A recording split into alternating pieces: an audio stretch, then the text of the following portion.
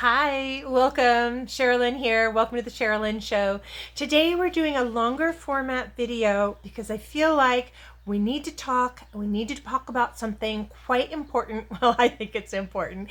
And if you're a storyteller, content creator, filmmaker, screenwriter, actor, musician, you name it, it's important to you too. Now, I've got notes and I've got the handy dandy laptop, which you may think, oh, it must be Thursday. We're going to do a screenplay reading. No, it's not that. But Thursday, we are doing a live screenplay reading. Do it at 7 p.m. Mountain Standard Time. And this week, it's so much fun. We're going to do something from the Gray List. More on that later. I want this video to dial in on today's news and how this affects you if you're a consumer or content creator. I so have a heart to serve the audience, serve them well, serve them something that is uplifting, encouraging, and funny, and dramatic, mysterious, and intense, make you cry, make you jump up and clap. I remember when I saw Rocky 3 in the theater, myself and the rest of the theater, which was packed, by the way, sold out, when Rocky threw the final punch, everybody jumped up and cheered. And it is one of those along my lifeline, bing. It was like watching Star Wars, bing. E.T., bing. Indiana Jones, bing. Rocky, bing. These are along my lifeline. These are things that just impacted me to the point where I'm like, I want to do that. I want to tell stories that make people so enthralled, encouraged, emotional. I love it, which is why I come to you today. Did you see the short? I put up a little short today for Monday Motivation, and I'm bringing it back to give you the actual facts. And let me just get into it because I already see how long it's been. I'm reading to you from variety.com. I will put a link in the description, but I feel like at this point, nobody looks at the description. I just want to read you this highlight because the rumor, now it's not official. It's not official. So click off if you need to. The rumor is the IATSE will strike if a new deal is not made. What does that mean? It means last summer, mostly the above the line talent were striking. Well, let me correct that. Talent was striking, writers were striking, and there's many things going on for negotiations for contracts. But one of the big issues was AI. We're going to get to that. Let's get into this right now. It's from Variety. I will put a link in the descriptions for you. Here's the deal. Hollywood union leaders warned of the possibility of another strike this summer if the studios cannot reach a deal before crew contracts expire on July 31st. It's March, so there's time. Speaking to a rally of more than 2,000 crew members on Sunday at Woodley Park in Encino, Sean O'Brien, the president of the International Brotherhood of the Teamsters, said the unions would commit to withhold their labor and not grant an extension if the deal is not agreed by the deadline. Remind me to talk about scabs and crossing the line. O'Brien says, we are not afraid to strike if these greedy corporations, whether it's Amazon, Netflix, Sony, Disney, if they choose not to reward our members, they are putting themselves on strike. We will put them on their back, on their knees, begging for mercy. Answer me this. When I say Amazon, Netflix, Sony, or Disney, do you happen to have one of those as a streamer? I know I do. Let's continue down. And so negotiations with the Alliance of Motion Picture and Television Producers are set to begin on Monday. Yes, they were much ado about last summer when it came to getting those negotiations and contracts done with SAG and the writers. So here we go. The IATSE, International Alliance of Theatrical Stage Employees, Teamsters, and Hollywood Basic Crafts will jointly bargain health and pension benefits. Over the next few months, IATSE and the Teamsters and Basic Crafts will then bargain their separate agreements with the hope of having the deals ratified by the deadline. At the rally, Matthew Loeb, the international president of IATSE, struck a somewhat more moderate tone than O'Brien, repeatedly emphasizing there's enough to go around. He also addressed one of the key issues in the negotiations, artificial intelligence, saying it should not be used to replace workers. I agree. That's my input. I agree. Yeah. It should not be used to replace workers, but also that it has the potential to lighten the load. Again, I agree. He continues to say those advantages need to take the pressure off our jobs so we can enjoy our families and live these lives and not have to work 80-hour weeks. Loeb finishes with that. He says, if that efficiency comes, it needs to come to us and our jobs, and we will use that to do our jobs better, but we want some of the spoils of artificial intelligence. O'Brien, who built a national profile last year with a threat to strike at UPS, was more combative. We have a message, he says, we have a message for the white-collar crime syndicates known as the studios. He said, when you bleep with the Teamsters or any other union, it's a full contact sport. Put your helmets on and buckle your chin straps. Unquote. 13 IATSE locals under the basic agreement, including the International Cinematographers Guild and the Motion Picture Editors Guild. Another 23 locals around the country work under a parallel contract called the Area Standards Agreement. This is really important. Jackie Martinez, a costumer, said she worried that AI could be used to take away jobs. She says, and this is key, AI is definitely a threat. Producers, I feel, are also trying to reduce our crew numbers in our departments. That's how they're trying to save money, using less of us. Another costumer, Caitlin Doolittle, said that AI also threatens to change the way her job is done. Pay attention to this part.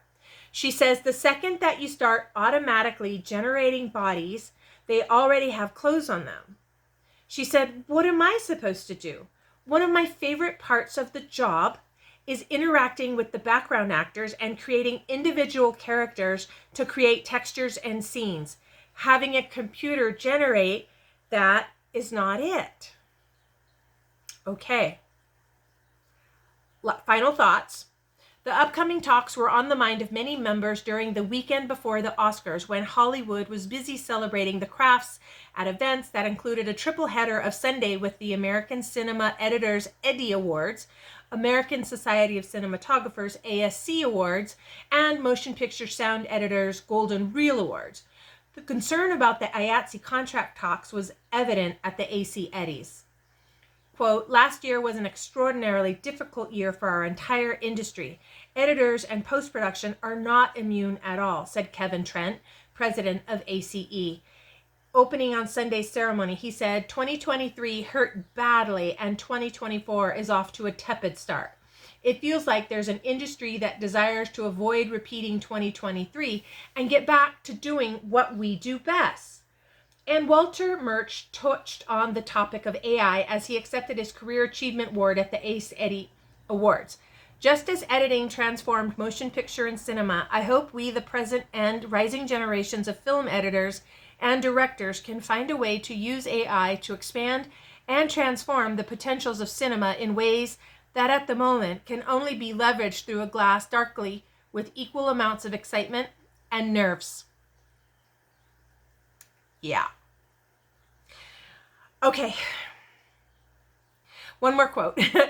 No one should ever be at risk on a movie set, Vincent said. Human life is the most precious thing that we have, and we can't make financial or schedule decisions that jeopardize that. Hollywood is still reeling from the impact of the SAG-AFTRA and WGA strikes that brought production to a standstill for much of last summer and fall. Production is still not back to full strength, and many below-the-line crew members have struggled to find work over the last year. Hold that thought. The current versions of the basic and area standard agreements were ratified in November 2021 by a thin margin after a contentious negotiation period that nearly resulted in a strike. This year's negotiations are also expected to focus on wage increases and quality of life issues surrounding the hours worked on set, including meal penalties and turnaround times. Okay, that's the end of the article, and I will put a link to those. And there's one, I also have one from, I like to read Deadline first. Sorry. I like to read Deadline best, but I'm not going to read those to you because I just saw the time. And here's some things I wanted for us to touch on together, because I think I'm this close. Can you see that? I'm this close to creating a mastermind for the independents, for the indie filmmakers, storytellers, content creators, so that, similar to films of the 1990s, I think I love the Marvel movies, but it's so big. It's such a behemoth. It's not sustainable. I agree with what the costumer was saying, that when I did makeup, I just loved making faces. I love whoever this talent is coming in and they're having their moment in the sun. They're going to set. If you don't work on set, yes, the hours are atrocious, and then you travel, and it can be very difficult. Like, you might see those pay rates and you're like, well, these people really make money. No, there's a lot on the back end of that. You travel for it. A lot of times you travel yourself. Here's the point. I loved making faces on all of the talent, because you are creating a character that's going to walk out of this costume trailer, that's going to walk out of the makeup trailer and head on to set and be the character. Character actors bring so much life. Background talent just bring the scene to life, because when you think of an episode of Friends, there's always people in the back like talking, or they don't really talk. They're just moving their lips and having a cup of coffee, and they're building the scene, and it's important. I love AI. I love practicing generating prompts that yield. And I know I brought up Sora, and you can give Sora a prompt that creates so much texture and depth in a scene. It would normally take a hair, a makeup, a wardrobe, background casting, the actual talent. That's 5 jobs right there. The PA who wrangles all of the background talent off to the side of the set. Just so you know, everything's happening on a set right here, but it'll be like way over here where they have a wrangle tent where they keep the background talent so that they can keep it quiet, and then they bring them forward as they need them for a scene. That's 6 jobs right there that AI can replace. And I love both sides. I love the AI side, and I love the actual physical production side.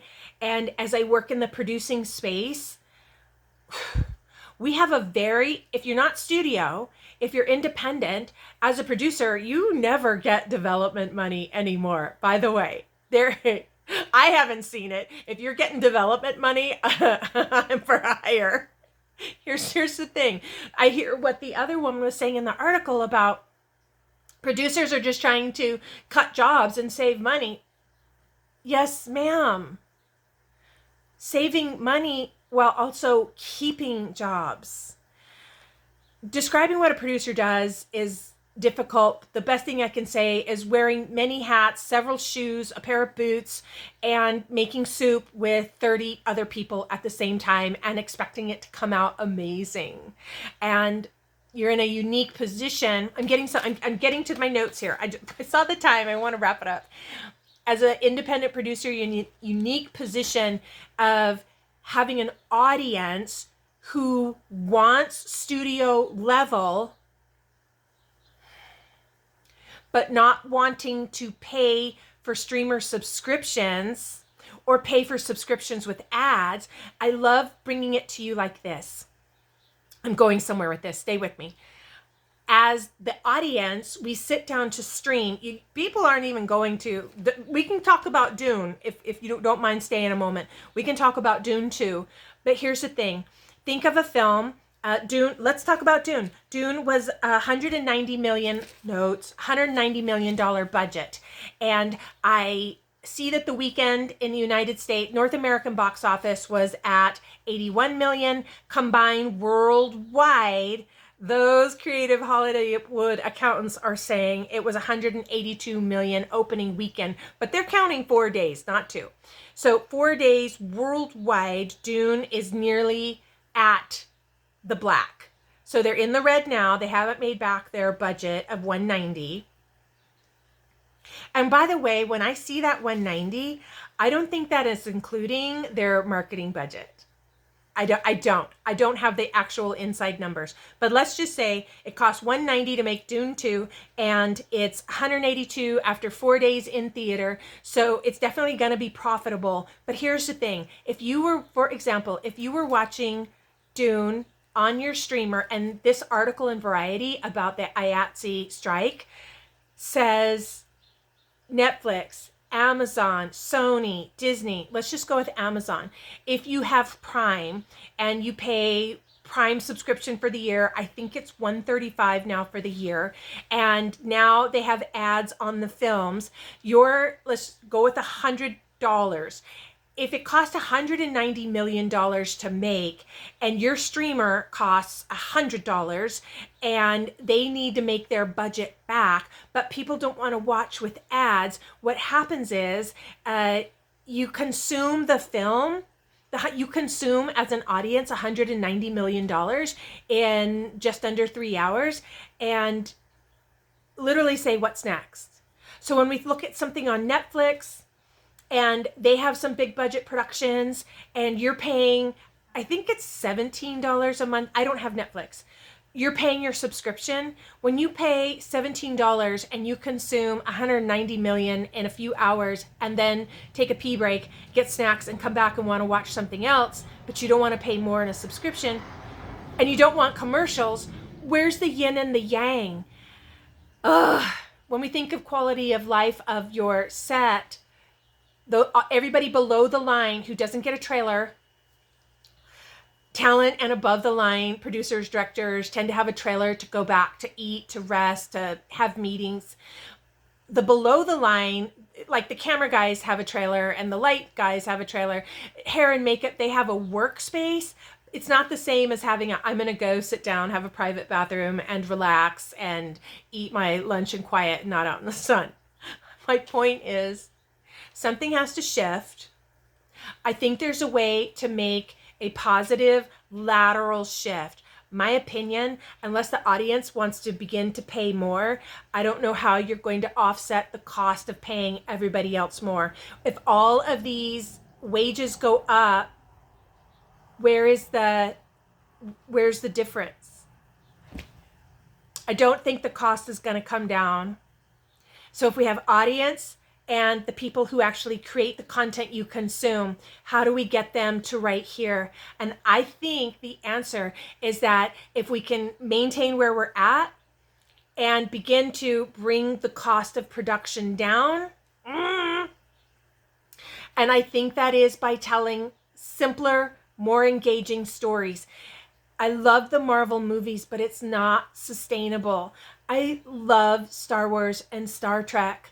That level of production, to keep churning that out, it's not sustainable at today's current rates, whether it's the ticket price. I just had another theater in my area close. There goes that. There's so much to talk about and so much to dive into in this. I so want to hear from you.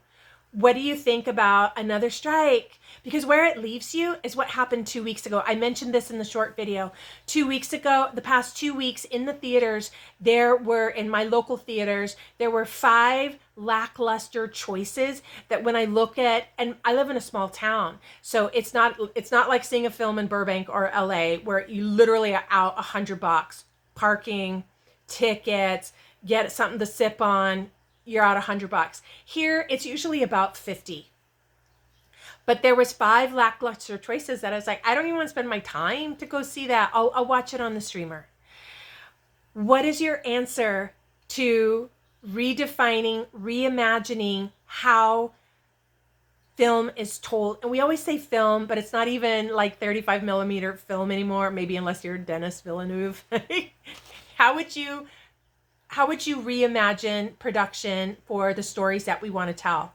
Whether it's for big screen or small screen, how would you reimagine it? Let me know in the comments. Next, what do you think about IATSE possibly striking? Tell me in the comments. Next, make sure you sign up and subscribe and hit the bell notification, because this Thursday we are going to do a Gray List. Gray List is a collection of authors who are over 40 who are writing screenplays, and I'm excited to just pick one off the Gray List and bring it to you on Thursday. So please tune in live to hear that read. Do you want to read with me? Let me know ahead of time so I can invite you on the YouTube.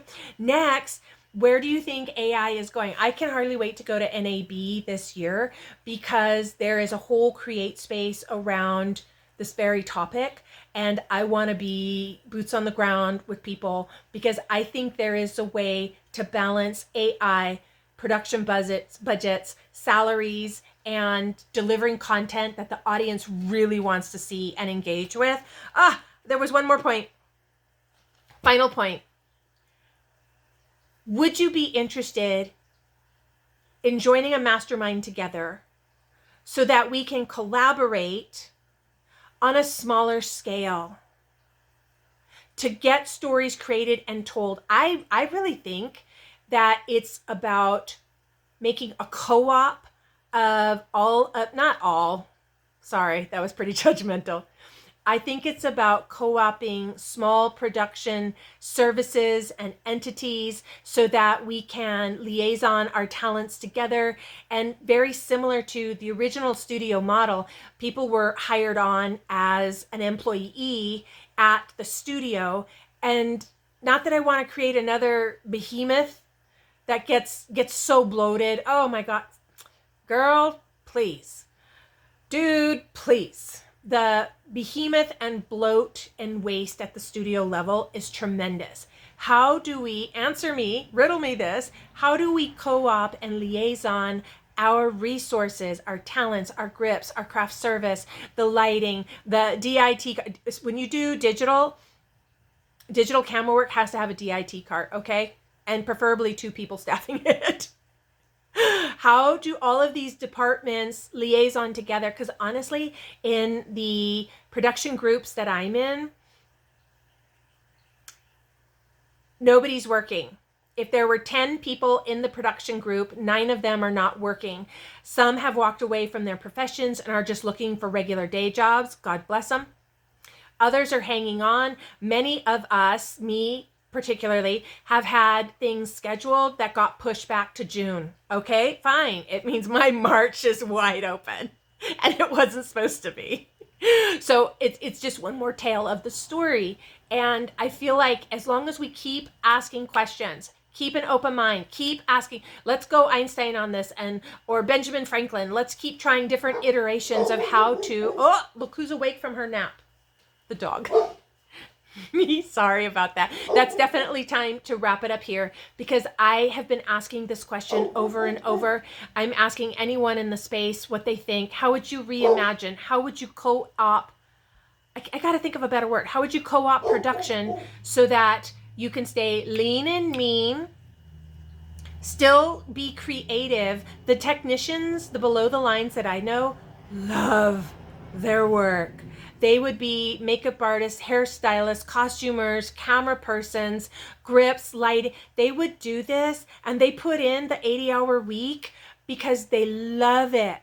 So when you see what their hour is and what their time and a half is and what these meal penalties are, when you're on set, it is, you can have trust me, you have a script and you have the daily call sheet and these are the hours and the breakdowns, and creation happens and things get off track. I just think more conversation, more questions, more let's throw it on the wall and see what sticks, because there has got to be a way forward that we can stay creative, tell great and powerful stories, and solve this challenge so that people get the content they want, people get the jobs they love, we can maintain a budget that is sustainable. I don't know. I'm asking the questions, and that's why I wanted to do a long video together today. There's so much to talk about, and I want to know what you think, what the way forward is, because since the radio, and remember when War of the World, have you ever listened to the original broadcast of War of the Worlds as it was done on the radio? It's interesting and entertaining. And I understand at the time it was terrifying because people didn't know if it was really happening or not. That's the power of the story. I think going forward, our stories are just as powerful and needed now more than ever. How do we do it? Okay, that's it. That's how we close. How do we do it? Let me know in the comments. Make sure you subscribe and ding the bell so you stay with the notifications. This Thursday's live read from the Grey List is going to be so fun. I'll see you then. Bye, guys.